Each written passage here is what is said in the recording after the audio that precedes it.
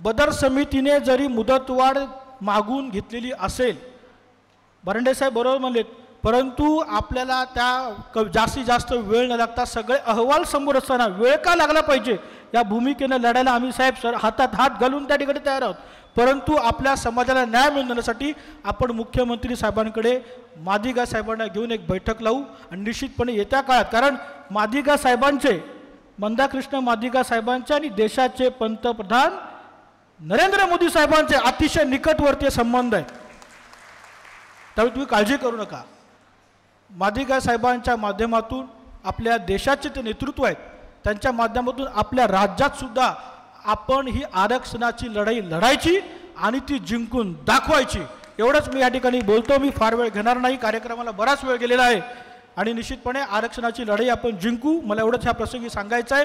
पुन्हा एकदा आपण मंदाकृष्ण मादिगा यांचं मनापासून स्वागत करतो. सर्वच मान्यवरांचे मी या ठिकाणी स्वागत करतो. आलेल्या राज्यातनं बऱ्याच भागात आले, तडाके साहेब आले, सर्वच आले आहेत, उदगीर, लातूर, वरड सगळीकडनं आलेले आहेत. सर्वांचंच मी मनापासून ह्या विधानसभेच्या सदस्य म्हणून स्वागत करतो, आभार व्यक्त करतो आणि आयोजकांचं या ठिकाणी कौतुक करतो. थांबतो. धन्यवाद. जय हिंद, जय महाराष्ट्र, जय लहुजी, जय अण्णा, जय भीम, जय शिवराय, जय बसवनाथ. सर्व महामानवांच्या स्मृतीला वंदन करतो. धन्यवाद.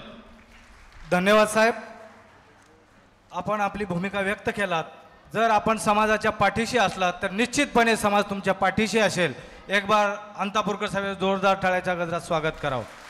यानंतर ज्यांनी आरक्षणाच्या चळवळीसाठी त्यांनी हात जोडले, आता राजकारण करणार नाही, खऱ्या अर्थानं ते मला म्हणत होते 2014 नंतर मी सार्वजनिक व्यासपीठावर आलो आहे आणि पुढं सुद्धा सांगितलं आहे जगेन तर समाजासाठी आणि मला काहीच अपेक्षा नाही राजकारणासाठी. तर राजकारणाच्या पलीकडे जाऊन निश्चितपणे समाजाचे प्रश्न मुंबईच्या मंत्रालयाच्या दारापर्यंत पोहोचवणारे आदरणीय वाडेकर साहेब आपलं मनोगत, आपली भूमिका व्यक्त करावी. आपले अनुभव आरटीचे असतील किंवा आरक्षणाचे असतील, आपण मनोगत व्यक्त करावं, समाजाच्या समोर ठेवावं. आदरणीय वाडेकर साहेब.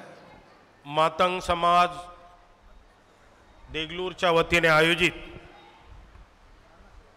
भारत सरकारने ज्यांना पद्मश्री देऊन गौरवण्यात आलं असे मातंग समाजाच्या देशाचं नेतृत्व करणारे आणि आरक्षणाच्या वर्गीकरणासाठी,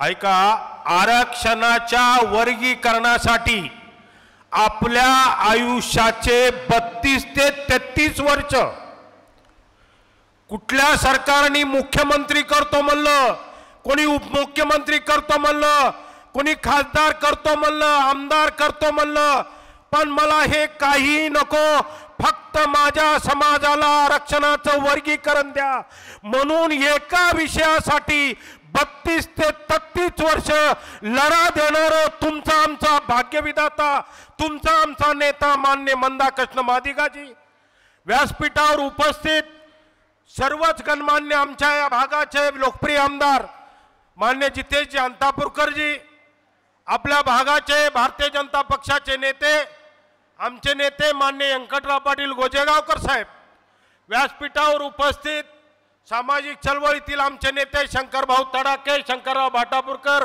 पंडितराव सूर्यवंशी, आमचे के मूर्तीजी, चिमोरे सर, बालेराव दादा, रणखामजी, आता सर्वांची नावं घेत नाही, आधीच वेळ झालेला आहे, भूका लागलेल्या आहेत. मी आपल्यामध्ये अण्णामध्ये जास्त वेळ घेणार नाही. कसं आहे, मी बदली कामगार म्हणून आहे, नियोजित अध्यक्ष दुसरा होता, तो अध्यक्ष नियोजित आला नसल्यामुळे मला बदली कामगार म्हणून अध्यक्षपदाची जबाबदारी दिली आणि समाजाचं काम म्हणून मी त्या अध्यक्षपदाची जबाबदारी घेतली आणि माझा अध्यक्ष समारोप अगदी 5 मिनिटांमध्ये मी आपल्यासमोर मांडणार आहे. भावानो, मी तुमचा भूमिपुत्र आहे, तुमच्या गावचं घरचं लेकरू आहे, पण मला आज तुमच्या समोर, मी आता मारोतरावला येताना गाडीत म्हणलो, मी 2014च्या विधानसभेच्या निवडणुकीच्या नंतर माझ्या समाजाच्या समोर जाहीर असं कुठं व्यासपीठावर माझ्या तालुक्यामध्ये मी गेलेलो आहे आणि आज पहिल्यांदा माझ्या समाजाच्या समोर मला जाण्याचा योग आता येत आहे. म्हणून मी आपल्याला ज्या काही गोष्टी तुमचं लेकरू म्हणून सकल मातंग समाज महाराष्ट्राच्या वतीनं, महाराष्ट्रामध्ये जवाबदो आंदोलन झालं, दौडी आंदोलन झालं, जनोक्रोश आंदोलन झालं, या 3 आंदोलनाच्या दरम्यान मुख्यमंत्री एकनाथ शिंदे साहेबांच्या बैठका असतील, शंभूराजे साहेबांसोबतची बैठक असतील, मंत्री राठोड साहेबांसोबतची बैठक असेल, माननीय अजितदादाकडची बैठक असेल, मान्य फडणवीस साहेबांची परवा 12 मेची बैठक असेल, या सर्व बैठका आणि वर्गीकरण आणि आरटीच्या लढाईचा तुमचा भूमिपुत्र म्हणून, तुमचं लेकरू म्हणून त्या कामामध्ये मी एक थोडासा वाटा घेतला होता. भावांनो, आम्हाला या आंदोलनाच्या नंतर मान्य मंदाकृष्ण मादिगांनी आपल्या तेलंगणा, कर्नाटक, आंध्र प्रदेश या भागामध्ये जी चळवळ जनमानसापर्यंत पोहोचवली, जनतेचा प्रतिसाद मिळाला. हैदराबादच्या परेड ग्राउंडमध्ये कुठल्याही राष्ट्रीय पक्षाची हिंमत नाही तिथं सभा लावायची. त्या ठिकाणी 2-2 वेळेस मंदाकृष्ण मादिगा समाजाची 12-12 लाखाची सभा तिथं लावली. हे का शक्य झालं? अण्णा, आम्ही तुम्हाला गुरु मानतो. अण्णा, तुमचा आदर्श घेऊन आम्ही काम करतो. अण्णाचा आदर्श डोळ्यासमोर ठेवला आणि सकल मातंग समाजाने महाराष्ट्रामध्ये केवळ आणि केवळ आरटी आणि वर्गीकरणाच्या लढाईसाठी आम्ही आंदोलन पुकारलं आणि महाराष्ट्रातल्या जनतेने कधी नव्हे तेवढा या तिन्ही आंदोलनांना भरभरून पाठिंबा दिला. भावांनो, तुम्ही दिलेल्या ताकदीच्या जोरावर सरकारला नमावं लागलं. सरकारने आरटीची घोषणा केली. मी तुमच्याकडे ही फाईल आणलेली आहे, कोणाला जर पाहायची असेल तर पाहू शकता. आरटीची निर्मिती होण्यासाठी माननीय एकनाथरावजी शिंदे साहेबांनी बैठक घेतली. 1.5 महिन्यामध्ये अण्णाभाऊ साठे आणि संशोधन केंद्राची स्थापना करावी असं सीएमच्या मिनिट्समध्ये आलं. 1.5 महिना होऊन गेला, 2 महिने होऊन गेले, 2.5 महिने होऊन गेले, कुठली फाईल आरटीची तयार झाली नव्हती. मी असतील, पंडितरावजी असतील, आमचे धुपे साहेब असतील, ॲडव्होकेट राम चव्हाण, बाबूराव मुखेडकर, कैलास डाकोरे, सुरेश साळवे, सकलची जी आमची काही टीम काम करणारी आहे. आम्ही मान्य भांगे साहेबाकडे गेलो, त्यांना जाब विचारला. सीएमनी 1.5 महिन्यात आरटीची घोषणा करा म्हणून सांगितलं आणि आपण याच्या बाबतीत अजून कुठलीही कार्यवाही नाही. भांगे साहेब सेक्रेटरी होते, त्यांनी सांगितलं पत्र द्या. त्याच दिवशी पत्र आयुक्ताला फॅक्स केला, मेल केला. 8 दिवसामध्ये आयुक्तांनी रिपोर्ट पाठवला की आरटीची निर्मिती करण्यात यावी, ती मातंग समाजाला गरज आहे. आम्ही YB सेंटरला सकलची बैठक घेतली. संध्याकाळी 8 वाजता शंभूराजेकडे गेलो. दुसऱ्या दिवशी अजितदादाचं भाषण होतं अर्थसंकल्पीय अधिवेशनाचं.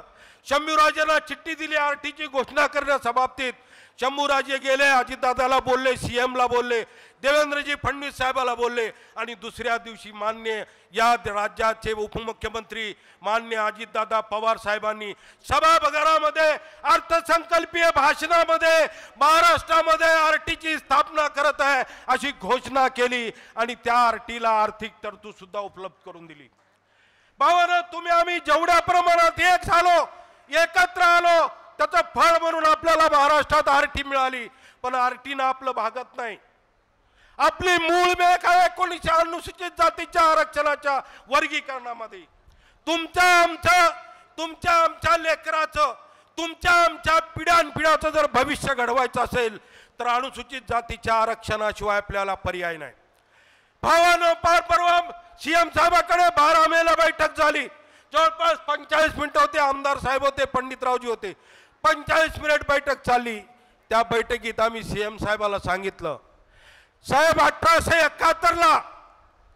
1871ला इंग्रज सरकारने एक क्रिमिनल कायदा काढला. त्या क्रिमिनल कायद्यामध्ये मातंग समाजाला, रामोशी समाजाला, लमानी समाजाला महाराष्ट्रात 4 जातीला ऍड केलं. तो क्रिमिनल ट्राइब ऍक्ट होता. ट्राइब म्हणजे जमातीचा कायदा होता. 1871 ते 1952 पर्यंत महाराष्ट्रातल्या मातंग समाजाला गुन्हेगारी जमात म्हणून त्यांना शिक्षणाचा अधिकार नव्हता, त्यांना संपत्ती जमा करायचा अधिकार नव्हता, त्यांना प्रवासाचा अधिकार नव्हता. हा भाग आहे पश्चिम महाराष्ट्रातला जिकडे इंग्रज होता. आमच्याकडे निजाम राजवटीत होतो आपण. निजामाच्या काळात तुम्ही सांगा, आपण निजामाच्या राजवटीतले आहोत. कुण्या मांगाला इनामी जमीन मिळालेली आहे का? कुण्या मांगाला वतनी मिळाले आहेत का? कुण्या मांगाला निजामानी सोयी सवलती दिल्यात का? कारण इकडे सुद्धा मातंग समाज हा राष्ट्राभिमानी होता, स्वाभिमानी होता. इथं सुद्धा मातंग समाज निजामाची गुलामगिरी करत नव्हता. म्हणून निजामामध्ये सुद्धा त्या काळापासून आपल्याला कुठल्याही सोयी सुविधा मिळाल्या नाहीत. म्हणून आम्ही माननीय मुख्यमंत्री महोदयांना समजावून सांगितलं, साहेब 1871 ते 1952 पर्यंत आम्हाला कुठल्याही सवलती नव्हत्या. आमचे लेकरं आमची पिढ्या कसे शिकतील, कशा नोकरी मिळतील, निजामाच्या काळात आम्हाला कशा नोकरी मिळतील. भावानो आम्ही आता उल्लेख झाला, मी एका समितीचा सदस्य होतो.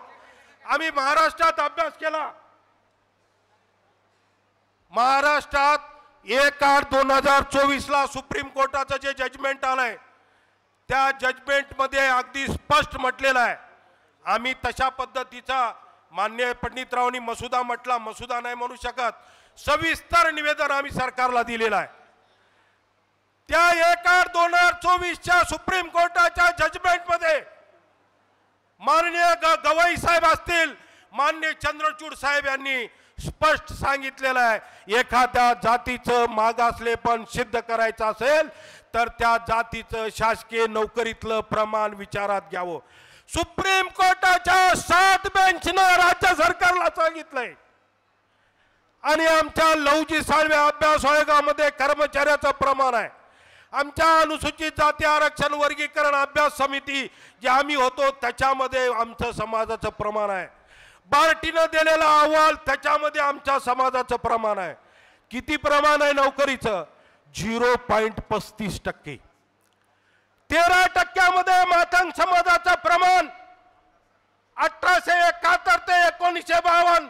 1952 ला भारतीय राज्यघटना अस्तित्वात आली. 1952 पासून 2025 पर्यंत मातंग समाजाचं नोकरीचं प्रमाण 13% मध्ये 0.35% आहे. एक घरात आपल्या लेकरू नोकरीला लागलं तर त्याचं घर सुधारते, त्याचे भाऊ सुधारतात, त्याची सासरवाडी सुधारते, त्याचे मेवणे सुधारतात, त्याची आत्या सुधारते, त्याची मावशी सुधारते. एक नोकरी जर आमच्या लेकराला एखाद्या घरात मिळाली तर हे त्याची पूर्ण खानदान अशा पद्धतीने सुधारते. 1871 ते 2024 पर्यंत ते 1952 पर्यंतचे 84 वर्ष आणि हे आत्ताचे एवढे वर्ष 25 पर्यंतचे या काळामध्ये मातंग समाजाची झालेली हाल, याला एक आणि एकच उत्तर आहे, आरक्षणाचं वर्गीकरण. आज काल परवा आम्ही व्हॉट्सअप फेसबुकला वाचलं, रामचंद्र भरांडेजींनी बोलले. ते खरं तर फार सौम्य भाषेत बोलले. मी सत्तेतल्या पक्षातला आहे, पण आम्हाला हे मान्य नाही. मी सत्तेच्या पक्षातला असून सुद्धा सांगतो आम्हाला हे मान्य नाही. बदर समितीकडे लहुजी आयोग होता, बदर समितीकडे अभ्यास आयोगाचा रिपोर्ट होता, बदर साहेबजीकडे बार्टीचा अहवाल होता, सर्व आकडेवारीचा रिपोर्ट होता आणि आम्ही 2 महिने मेहनत करून तयार करून घेतलेला काल परवा दिलेला मसुदा 80 पानाचा मसुदा निवेदन सविस्तर लोकसंख्या मागासलेपण कशा कशाच्या आधारे देता यावं, लिगली कायद्याच्या आधारे सर्व पुराव्यांशी आम्ही शासनाला सबमिट केलं. तरी सुद्धा भावांनो त्याला 6 महिन्याची मुदतवाढ दिली. मला तर या नीतीवर शंका येते. भावानं तुमची आमची जबाबदारी आहे म्हणून मी बोलतो. अण्णा 2च मिनिटं घेतो. तुमची आमची जबाबदारी आहे. जेव्हा तुम्ही बघितलं, आता डोळ्यांनी बघितलं महाराष्ट्र आणि जरांगे साहेबांचं आंदोलन, सरकार जाऊन पायघड्या घालून गुडघ्यावर बसून कानात बोलत होतं. का बोललं? त्याला लाखोने समाज मुंबई जमला, लाखोने समाज रस्त्यावर जमला. मुंबई व्यवस्था मुंबईची बंद केली म्हणून सरकार त्याच्या येऊन गुडघ्याजवळ बसून 4 मंत्री 5 मंत्री त्यांच्या कानात बोलत होते. हे जरांगे साहेब असा त्यांना छिडकारून देऊन बोलत होते. ही ताकद का आली ते मगरूर नाही, पण ती ताकद जरांगेकडे आली. समाजाने त्यांना दिलेला पाठिंबा आणि त्या पाठिंब्यावर ती ताकद जरांगे साहेबाला मिळाली म्हणून सरकार झुकलं. तुम्हाला आम्हाला एक विनंती करायची आहे त्या निमित्ताने, भावानो, कुणाच्या सरकारच्या मेहरबानीवर, कोणी आमदार खासदार मंत्र्याच्या मुख्यमंत्र्याच्या मेहरबानीवर हक्क मिळत नसतात. ही वस्तुस्थिती आहे. आपले अधिकार आहे, हक्क आहे. तुम्हाला आम्हाला कसं डावळलं त्या रिपोर्टमध्ये मी सविस्तर सांगितलं असतं. तुम्हाला माझ्याकडे सर्व पुरावे आहेत, पण इथं वेळ नाही. तुम्हाला आम्हाला कसं नागवलं, तुम्हाला आम्हाला कसं आपल्या सवलती खाऊन घेतल्या, तुमचं वाटोळं कसं केलं, ते सर्व जर आपल्याला वर्गीकरणातूनच मिळणार आहे. तुमच्याकडे शेत नाही, बाडी नाही, कारखाना नाही, एखादा उद्योगधंदा नाही, तुमच्या घरामध्ये प्रत्येकाच्या नोकरदार पोरग नाही, पण तुमच्या घरात एक नोकरदार पोरग जर यावं आणि तुमच्या घराचा, तुमच्या खानदानीचा जर विकास व्हावा, आर्थिकदृष्ट्या वाटत असेल, तर वर्गीकरण होणं ही काळाची गरज आहे. आणि भावानं एवढे आंदोलन करून, रिपोर्ट सादर होऊन सुद्धा वर्गीकरणाची लढाई संपलेली नाही. मातंग समाजाला पुन्हा एकदा आमची इच्छा आहे, तुमच्या सर्वांच्या ताकदीवर मुंबईमध्ये जसं मुंबई जाम केली जरांगे साहेबांनी, तसा मातंग समाजाने दक्षिण मुंबईचा भाग सुद्धा जाम केल्याशिवाय स्वस्थ बसू नये, तरच सरकारला जाग येईल. आणि त्याच्यासाठी भावानो, आपलं थोडक्या मोडक्याचं चालू असते, झालं विषय संपवतो.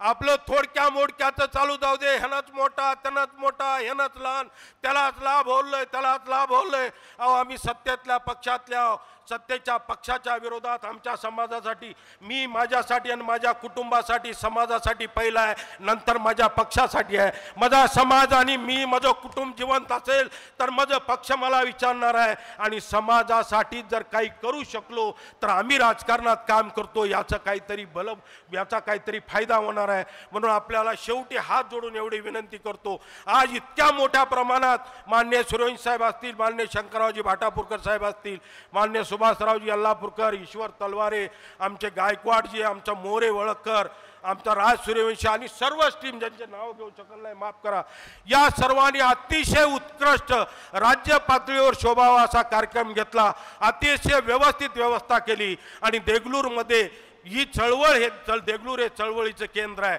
आणि ते जिवंत आहे, याची पुन्हा एकदा प्रचिती आली. मी तुमच्या सर्वाचा आभार मानतो आणि येणाऱ्या पुढच्या काळातल्या चळवळीला, लढाईला आपला पाठिंबा राहावा म्हणून तुमचा भूमिपुत्र, तुमच्या कुटुंबातलं लेकरू म्हणून आपल्याला हात जोडून विनंती करतो आणि थांबतो. जय भीम, जय लहुजी, जय भान.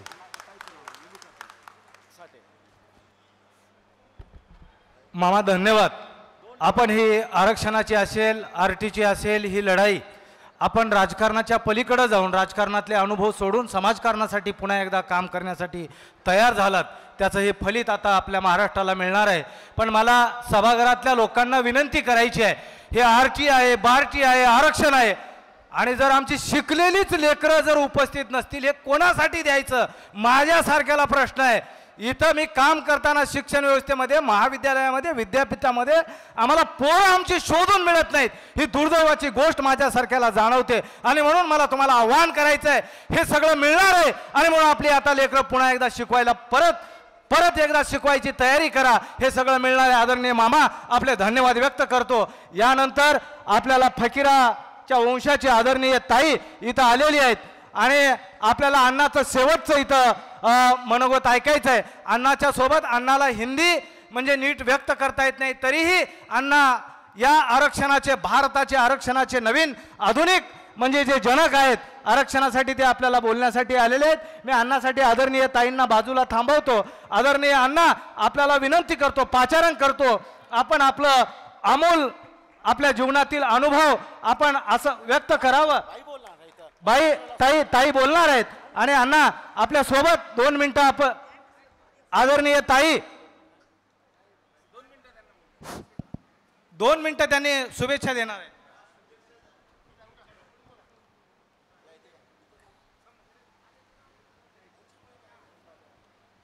जय लहुजी, जय अण्णा भाऊ, जय भीम. या सर्वांना माझा बंधू बहिणीसनी सर्वांना माझा जय लहुजी, जय अण्णा भाऊ, सर्वांना माझा जय भीम. अण्णांच्या सोबत मी सुद्धा म्हणजे सर्व या समाजाच्या पाठीशी मी सुद्धा मंत्रालयात तुमच्यासोबत आरक्षणाला पाठीशी उभा राहते. जय अण्णा, जय लहुजी. धन्यवाद ताई. ज्या अण्णा भाऊनं फकीरा निर्माण केला, फकीरा हा जरी मांगाचा असला तर मांगवाड्यातली, महारवाड्यातली, रामोशी वाड्यातली माणसं उपाशी आहेत म्हणून जेवू घालणारा तो फकीरा होता. त्या फकीराच्या वंशज ताई, आपलं धन्यवाद. आणि या कार्यक्रमासाठी आदरणीय अण्णांना मी पाचारण करतो आणि अण्णाच्या सोबत आलेले दुसरे त्यांचे जे अनुवादक आहेत त्या दोघांनाही पाचारण करतो. आपलं गायकवाड साहेब आपणही समोर यावं. आपल्याला अण्णाला ऐकायचं आहे. त्यांनी लढाई ही कशी जिंकून दिलेली आहे आणि आपल्याला सुद्धा कशी लढाई जिंकायची आहे आपल्याला अण्णा सांगतील. आदरणीय अण्णा, पुनश्च एकदा टाळ्याच्या गजरात आपण अण्णाचं स्वागत करावं. उशीर झालाय. यानंतर कुणीही जेवण केल्याशिवाय घरी जाऊ नये. आपल्या जेवणाची व्यवस्था झाली आहे. आदरणीय अण्णा. मंदा कृष्णा जी आगे बढ़ो, मंदा कृष्णा जी आगे बढ़ो. आरक्षण आमच्या हक्काचं, आरक्षण आमच्या हक्काचं, आरक्षण आमच्या हक्काचं. धन्यवाद. एमआरपीएस जिंदाबाद, एमआरपीएस, एमआरपीएस. मंदा कृष्णाजी मादिगा की, मंदा कृष्णाजी मादिगा की. Thank you.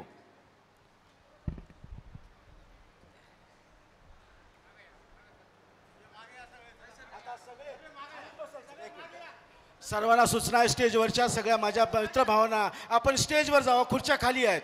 आपण वर थांबून नाही, अण्णाला ऐकायचं आहे. प्लीज आपल्या सर्वांच्या पाया पडून हात जोडून सांगतो, कार्यक्रम आपल्या घरचा आहे. आपण सर्वांनी आपापली खुर्ची घेऊन बसावं. चला प्लीज. तोपर्यंत अण्णा बोलणार नाहीत. संयोजन समितीचे वर असतील, बाकी सगळे खाली.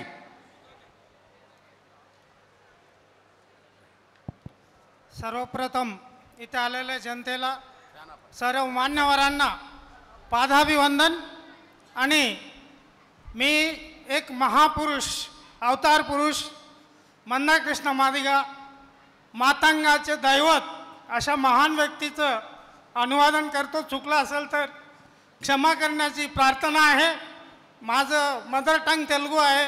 इंग्लिश मिडियममध्ये एज्युकेशन झाले तरी प्रयत्न करतो. काही चुका घडल्यास तर माफ करा. एक अवतार पुरुषाचं ट्रान्सलेशन करणं एवढं सोपं नाही आहे, तरी प्रयत्न करतो. थँक्यू. आता अण्णा बोलतील. ఈరోజు దెగ్లూరులో జరుగుతున్న మాతంగ్ సమాజ్ సభకు అధ్యక్ష వహించిన సోదరులు మారోత్ वाडेकर గారికి, आज या सभेचे अध्यक्ष असलेले वाडेकर साहेब आणि ఈ వేదిక మీద ఉన్న మన అందరి పక్షాన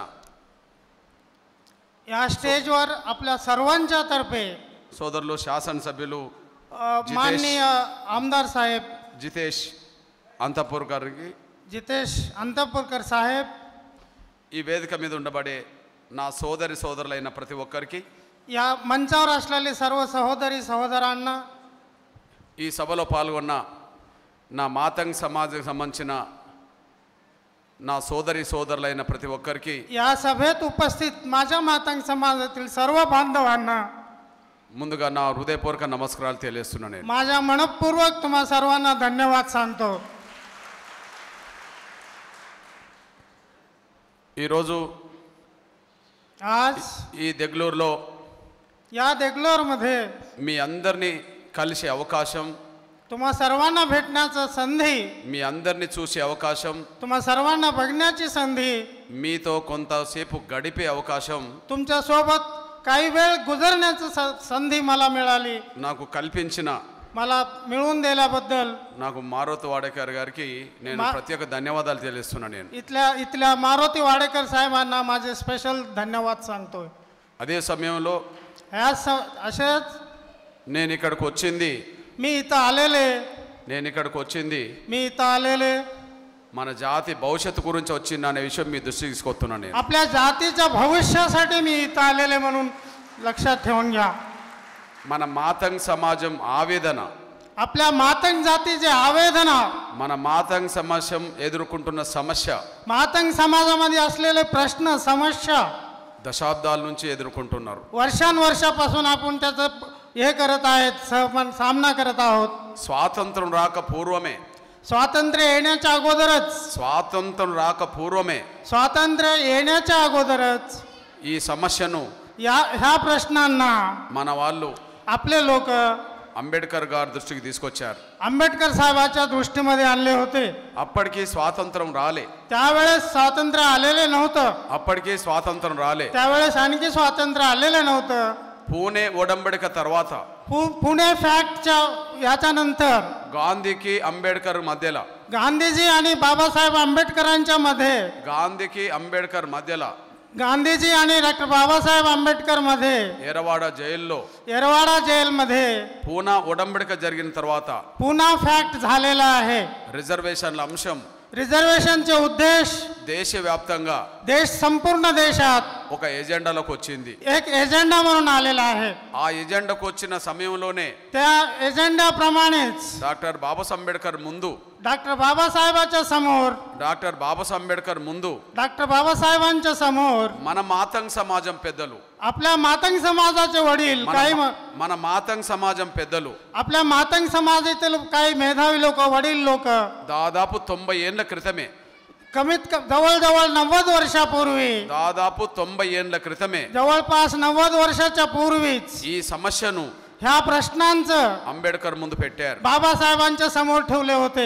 మనందరికీ తెలుసు आपणा सर्वांना माहित आहे డాక్టర్ బాబాసాహెబ్ అంబేద్కర్ डॉक्टर बाबासाहेब आंबेडकर రాసిన రచనలు लिहिलेले जे लेखणी आहे రాసిన రచనలు लिहिलेले जे लेखणी आहे చేసిన ప్రసంగాలు केलेले जे उपन्यास आहेत 17వ వ్యాలంలో 17व्या व्हॉल्यूम मध्ये 17వ వ్యాలంలో 17व्या व्हॉल्यूम मध्ये దాదర్లో జరిగిన సభలో दादर मध्ये झालेल्या महासभेमध्ये 1935 1935 मध्ये 1935 1935 मध्ये దాదర్లో दादर मध्ये మన మాతంగ్ సమాజం आपला मातंग समाज అప్పుడు त्यावेळेस ఆ రోజుల్లో त्या दिवसामध्ये 90 సంవత్సరాల క్రితమే 90 वर्षाच्या पूर्वी ఒక 10,000 మందితో एक 10,000 लोक మన మాతంగ్ సమాజం సభ పెట్టి आपल्या मातंग समाजाची सभा झाली. అంబేద్కర్ ను ఆహ్వానించారు. बाबासाहेब आंबेडकरांना तिथं बोलवण्यात आलं. అంబేద్కర్ ను ఆహ్వానించారు. बाबासाहेब आंबेडकरांना तिथं बोलवण्यात आलं. అంబేద్కర్ వేదిక మీద ఉండంగానే आंबेडकर स्टेजवर असते वेळेसच मंचावर असते वेळेसच మన మాతంగ్ సమాజం వేదిక మీద ఉండంగానే आपल्या मातंग समाजाच्या मंचावर असते वेळेस అంబేద్కర్ కు बाबासाहेब आंबेडकरांना మనోలో విజ్ఞప్తి చేశారు. आपले लोक त्यांना एक विनंती पत्र दिले. మనోలో ఒక విజ్ఞప్తి చేశారు. आपले लोक विनंती पत्र दिले. అయ్యా बाबासाहेब అయ్యా साहेब మహార్ సమాజం కంటే महार समाजापेक्षा ఈనాటి పరిస్థితుల్లో आजच्या काळामध्ये మాతంగ్ సమాజం मातंग समाज వెనుకబడిపోయింది. माग पडलेले आहे. వెనుకబడిపోయింది. माग पडलेले आहे. మహార్లు అనబడుతున్న మీ సొంత జాతికి महार म्हणून ओळखल्या जाणारी तुमच्या जातीमध्ये మహార్లు అనబడుతున్న మీ సొంత జాతికి महार म्हणून ओळख जाणाऱ्या तुमच्या स्वतःच्या जातीमध्ये మీకు మహార్ సైన్యం పేరుతో ఉద్యోగాలు ఉన్నాయి. तुम्हाला महार सैन्य म्हणून तुम्हाला नोकऱ्या आहेत. మీకు మహార్ సైన్యం పేరుతో ఉద్యోగాలు ఉన్నాయి. तुम्हाला महार सैनिक म्हणून तुम्हाला नोकऱ्या आहेत. అందుకు సాక్ష్యంగా त्याचा साक्ष మీ తండ్రి కాదు तुमच्या वडिलांना మీ తాతే కూడా तुमच्या तातांना आजोबांना మీ తాత కూడా तुमच्या आजोबा सुद्धा ఉద్యోగం చేశాడు. नोकरी केलेले होते. ఆర్థికంగా మీరు బాగుపడ్డారు. अशा प्रकारे तुम्ही पुढे गेलेला आहोत. ఆర్థికంగా మీరు బాగుపడ్డారు. अशा प्रकारे तुम्ही पुढे गेलेला आहोत. చదువుల్లో అవకాశాలు పొందారు. एज्युकेशन मध्ये तुम्हाला संध्या मिळालेत. భూములు మీకున్నాయి. जमिनी तुम्हाला आहेत. మీతో పోల్చుకుంటే तुमच्यावरून कंपेअर आम्हाला जर केलं तर మీతో పోల్చుకుంటే तुमच्याशी आम्हाला जर कंपेअर केलं तर మాతంగ్ సమాజం मातंग समाज చాలా వెనుకబడిపోయింది. फार महाग पडलेले आहे. మరి మీ కోసం మేము వస్తే मग तुमच्यासाठी आम्ही आल्यानंतर మీతో మేము కలిసి వస్తే आम्ही तुमच्याशी मिळून आलं तर మీ కండగా నిలబడితే तुमच्या सोबत आम्ही धैर्य देऊन तुमच्या सोबत उभा टाकलं तर మా మాతంగ్ సమాజానికి आमच्या मातंग समाजाला ఏమి న్యాయం జరుగుతుందో हे काय न्याय मिळते ఈ వేదిక మీదనే చెప్పండి అని या स्टेजवरच या मंचवरच सांगा म्हणून ఈ వేదిక మీద నుండే చెప్పండి అని या मातंग मंचावरच सांगा म्हणून ఆయనకు విజ్ఞప్తి చేశారు. त्यांना बाबासाहेबांना त्यावेळेस विनंती केली होती. ఆయనకు విజ్ఞప్తి చేశారు. त्यांना विनंती केली होती. ఇప్పుడు కాదు, आता नव्हे 90 ఏళ్ల క్రితం 90 वर्षाच्या पूर्वी 90 ఏళ్ల క్రితం విజ్ఞప్తి చేశారు. 90 वर्षाच्या पूर्वीच त्यांना विनंती केली. దానికి సూటిగా पण directly doctor Babasaheb Ambedkar doctor Babasaheb Ambedkar Matang సమాజానికి मातंग समाजाला ఒక హామీ ఇచ్చాడు. एक आश्वासन दिलं होतं. ఒక హామీ ఇచ్చాడు. एक आश्वासन दिलं होतं. నేను ఏది సాధించినా, मी काही जरी मिळवलं, నేను దళితుల కోసం ఏది సాధించినా, मी दलितांसाठी काही जरी कमावून आणलं, మహారాష్ట్రలో महाराष्ट्रामध्ये महाराष्ट्रामध्ये మహార్ సమాజానికి 50% ఇస్తే महार समाजाला 50% जर मिळालं, మాతంగ్ సమాజానికి కూడా 50% ఇస్తా అని చెప్పి मातंग समाजाला 50% देतो म्हणले. మహార్ సమాజానికి 50% ఇస్తే महार समाजाला 50% दिलं, మాతంగ్ సమాజానికి కూడా मातंग समाजाला सुद्धा 50% 50% అవకాశాలు ఇస్తామని చెప్పి मी संधी देतो म्हणून doctor Babasaheb Ambedkar doctor Babasaheb Ambedkar promise చేశాడు प्रॉमिस केलेला आहे. प्रॉमिस केला आहे. అది 90 ఇయర్స్ ఎగో, आधी 90 वर्षाच्या पूर्वी, 90 ఏళ్ల క్రితమే 90 वर्षाच्या पूर्वीच ఆ హామీ మాతంగ్ సమాజానికి ఉన్నది. ते आश्वासन मातंग समाजाचं आहे म्हणून నేను హామీ గురించి त्या आश्वासनाबद्दल నేను తెలంగాణ నుంచి వచ్చి చెప్తాను मी అనుకోబాకండి. तेलंगणा येऊन तुम्हाला सांगतो. ఆయన రాసిన గ్రంథంలో ఉన్నది. त्यांना बाबासाहेबांनी लिहिलेलं किताब पुस्तकांमध्ये आहे, त्यांच्या लिटरेचर मध्ये आहे. మీరు చదువుకోదలుచుకుంటే, तुम्ही वाचवायचं जर असेल तर, మీరు చదువుకుంటే तुम्हाला जर अभ्यास करायचा असेल, అంబేద్కర్ बाबासाहेब 70 వాల్యూమ్ చదవండి. 70 व्हॅल्यूम याचा अभ्यास करा. అదే సమయంలో त्याच वेळेस డాక్టర్ బాబాసాహెబ్ అంబేద్కర్ डॉक्टर बाबासाहेब आंबेडकर రాసిన రచనలు लिहिलेले लेखन మొదటి వాల్యూమ్లో पहिल्याच व्हॅल्यूम मध्ये మొదటి వాల్యూమ్లో पहिल्याच व्हॅल्यूम मध्ये స్పష్టంగానే ఉన్నది. क्लिअर स्पष्ट लिहिलेले आहे. నేను సాధించే రిజర్వేషన్లు, मी कमवलेले, मी मिळवलेले रिझर्वेशन, నేను సాధించిన రిజర్వేషన్లు मी मिळवलेले रिझर्वेशन ఏ ఒక్క సింగిల్ క్యాస్ట్ కోసం కాదు. कोणा एका सिंगल जातीसाठी नव्हे. దళితుల్లో ఎన్ని కులాలు ఉన్నాయో, दलितांमध्ये जेवढे जाती आहेत, దళితుల్లో ఎన్ని కులాలు ఉన్నాయో दलितांमध्ये जेवढे जाती आहेत, అన్ని కులాలకు तेवढ्या जातींना सुद्धा వాళ్ళ జనాభా పరంగా, त्यांच्या जनाभा प्रकारे, వాళ్ళ జనాభా పరంగా त्यांच्या पॉप्युलेशन प्रकारे రిజర్వేషన్లు పొందే హక్కు, रिझर्वेशन घेण्याचा हक्क, వర్గీకరణ అమలు చేసుకునే హక్కు वर्गीकरण करून घेण्याचा हक्क ప్రతి కులానికి ఉన్నదని చెప్పి प्रत्येक जातीला आहे म्हणून డాక్టర్ బాబాసాహెబ్ అంబేద్కర్ डॉक्टर बाबासाहेब आंबेडकर మొదటి వాల్యూమ్లో రాశాడు. पहिल्या व्हॅल्यू मध्येच लिहिलेले आहे. అయినప్పటికీ तरीही ఈ మహారాష్ట్ర గడ్డలో या महाराष्ट्रामध्ये, या महाराष्ट्र भूमीवर ఇంకా ఆ సమస్యకు పరిష్కారం దొరకలేదు. आजही त्या समस्येला परिष्कार भेटलेले नाही. డాక్టర్ బాబాసాహెబ్ అంబేద్కర్ రిజర్వేషన్ సాధించాడు. डॉक्टर बाबासाहेब आंबेडकर रिझर्वेशन आपल्याला मिळवून दिलंय. డాక్టర్ బాబాసాహెబ్ అంబేద్కర్ రిజర్వేషన్ సాధించాడు. डॉक्टर बाबासाहेब रिझर्वेशन मिळवून दिलंय. ఆయనే వర్గీకరణ జరగాలని కోరుకున్నాడు. त्यांनीच वर्गीकरण पाहिजे म्हणले. ఆయనే వర్గీకరణ జరగాలని కోరుకున్నాడు. बाबासाहेब आंबेडकरच वर्गीकरण पाहिजे म्हणले. కానీ ఆయన గడ్డ మీదనే, पण त्यांच्याच भूमीवर, त्यांच्याच जन्मभूमीवर, ఆయన పుట్టిన గడ్డ మీదనే त्याने जन्मलेल्या भूमीवरच ఇంకా మాతంగ్ సమాజానికి आजही मातंग समाज 90 ఏళ్లు గడిచిన 90 वर्ष गेल्यानंतरही అంబేద్కర్ హామీ ఇచ్చిన తేదీ ప్రకారంగా చూస్తే, आंबेडकर दिलेल्या आश्वासनाच्या तारीख प्रमाणे बघितलं तर, అంబేద్కర్ హామీ ఇచ్చిన 90 సంవత్సరాల బట్టి చూస్తే आंबेडकर आश्वासन दिलेल्या 90 वर्षापासून जर बघितलं, పరిష్కారం ఇక్కడ దొరకలేదు. आतापर्यंत कुठेही त्याचं परिष्कार झालेले नाही.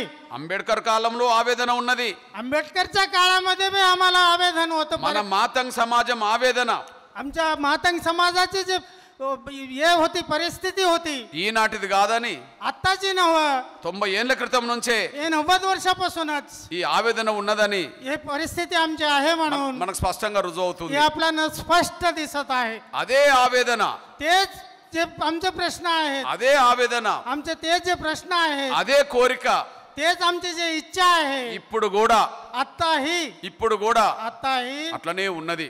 तसंच आहे. అంటే म्हणजे ఇంకా आणि ही అంబేద్కర్ చెప్పిన ప్రకారంగా, आंबेडकर सांगितल्याप्रमाणे, అంబేద్కర్ కోరుకున్న ప్రకారంగా आंबेडकरच्या इच्छेनुसार ఈ మహారాష్ట్ర గడ్డలో, या महाराष्ट्रामध्ये అంబేద్కర్ పుట్టిన గడ్డలోనే आंबेडकर जन्मलेल्या ह्या जन्मभूमीवर ఎస్సీ వర్గీకరణ జరగకపోవడం, एससीचे कॅटेगरी वर्गीकरण न होणे, ఎస్సీ వర్గీకరణ జరగకపోవడం एससी वर्गीकरण न होणे, ఒక మాతంగ్ సమాజం బిడ్డగా, एक मातंग समाजाचा मुलगा म्हणून, लेकरू म्हणून, ఒక తెలంగాణ మాతంగ్ సమాజం బిడ్డగా एका तेलंगणाच्या मातंग समाजाचा, ఇక్కడ तेलंगणाच्या, మీరెంత బాధపడుతున్నారో, तुम्ही किती इथं हे तकलीफ घेत आहोत की, మీరు వర్గీకరణ కోసం ఎంత బాధపడుతున్నారో, तुम्ही वर्गीकरणासाठी जेवढं दुःखी आहोत, మీరు వర్గీకరణ సాధించడం కోసం ఎంత పట్టుదలతో ఉన్నారో, तुम्ही वर्गीकरण मिळवून घेण्यासाठी जेवढी ताकद लावत आहोत, మీ బాధ కూడా, तुमची तकलीफ सुद्धा మీకోసం तुमच्यासाठी నేను కూడా బాధపడుతున్నాను విషయం మీ దృష్టికి मी తీసుకొస్తున్నాను. सुद्धा बाधा पडत आहे. నేను కూడా బాధపడుతున్న విషయం మీ దృష్టికి తీసుకొస్తున్నాను. నేను मी सुद्धा बाधा पडत आहे म्हणून तुम्हाला सांगत आहे. అదే సమయంలో ह्याच वेळेस నేను మీ బిడ్డను, मी तुमचा मुलगा आहे. నేను మాతంగ్ సమాజం బిడ్డను. मी मातंग समाजाचा मुलगा आहे. నేను మాదిగ బిడ్డను. मी मांगाचा लेकरू आहे. నేను మాతంగ్ సమాజం బిడ్డను. मी मादिगाचा लेकरू आहे. నేను మాదిగ బిడ్డను. मी मादिगाचा लेकरू आहे. ఈ మహారాష్ట్ర గడ్డ మీద मी तुमच्या ఈ మహారాష్ట్ర గడ్డ మీద तुमच्या महाराष्ट्राच्या जमिनीवर ఎస్సీ వర్గీకరణ జరిగేంత వరకు एससी वर्गीकरण होईपर्यंत ఎస్సీ వర్గీకరణ జరిగేంత వరకు एससी वर्गीकरण होईपर्यंत మీకు తోడుగా ఉంటా. मी तुमच्या सोबत आहे. మీకు అండగా ఉంటా. तुम्हाला मी मदत आहे. మీతో కలిసి పని చేస్తా. तुमच्या सोबत मिळून काम करतो. మీకోసం వచ్చిపోతూనే ఉంటా. तुमच्यासाठी येत जात राहतो. ఏది ఏమైనా काही जरी घडलं, ఏది ఏమైనా काही जरी झालं, महाराष्ट्रामध्ये ఎస్సీ వర్గీకరణ సాధించడమే. पहिलं एससी वर्गीकरण करून घेणे. ఎస్సీ వర్గీకరణ సాధించడమే. एससी वर्गीकरण करून घेणे. ఎస్సీ వర్గీకరణ సాధించడమే एससी वर्गीकरण मिळवून घेणे మన ప్రధాన కర్తవ్యమని, आपलं मेन कर्तव्य మన आहे. ప్రధాన లక్ష్యమని आपलं लक्ष म्हणून మీ బిడ్డగా నేను కూడా భావిస్తున్నా. तुमचा लेकरू म्हणून मी म्हणून घेत आहे. మన వాళ్ళు ఎమ్మెల్యేలు కావచ్చు కొంతమంది, आपले माणसं काही एमएलए झाले असतील, మన వాళ్ళు మంత్రులు కావచ్చు కొంతమంది, आपले लोक काही मंत्री झाले असतील, మన వాళ్ళు ఎమ్మెల్యేలు కావచ్చు కొంతమంది, आपले माणसं काही लोक एमएलए झाले असतील, అప్పుడో ఇప్పుడు ఎవరైనా ఎంపీలు కావచ్చునేమో కొంతమంది, कुठे कुठे केव्हा केव्हा एक एक एमएलए झाला असेल, మన వాళ్ళు మంత్రులు కావచ్చు కొంతమంది. काही लोक मंत्री झाले असतील. కానీ అది ఎస్సీ వర్గీకరణతో సమానం కాదనే విషయం మీ దృష్టికి తీసుకొస్తున్నా నేను. पण हे सर्व एससी वर्गीकरणच्या बराबर नव्हे म्हणून मी तुम्हाला ఎస్సీ వర్గీకరణ సాధించడమే एससी कॅटेगरायझेशन करून घेणे మనందరి ఆకాంక్ష. आपल्या सर्वांची इच्छा आहे. మన ఆకాంక్షకు అనుగుణంగా आपल्या इच्छेच्या अनुसार నేను కూడా मी सुद्धा మీ బిడ్డగా, तुमचा लेकरू म्हणून, మీ జాతి బిడ్డగా तुमच्या जातीचाच लेकरू నేను म्हणून కూడా मी सुद्धा మహారాష్ట్ర కోసం, महाराष्ट्रासाठी, మహారాష్ట్ర మాతంగ్ సమాజం కోసం महाराष्ट्राच्या मातंग భవిష్యత్ समाजासाठी రోజుల్లో येणाऱ्या काळामध्ये పూర్తి సమయం ఇక్కడ వెచ్చిస్తారనే విషయం గుర్తు చేస్తున్నా. संपूर्ण टाइम तुमच्यासाठी येतो म्हणून అదే సమయంలో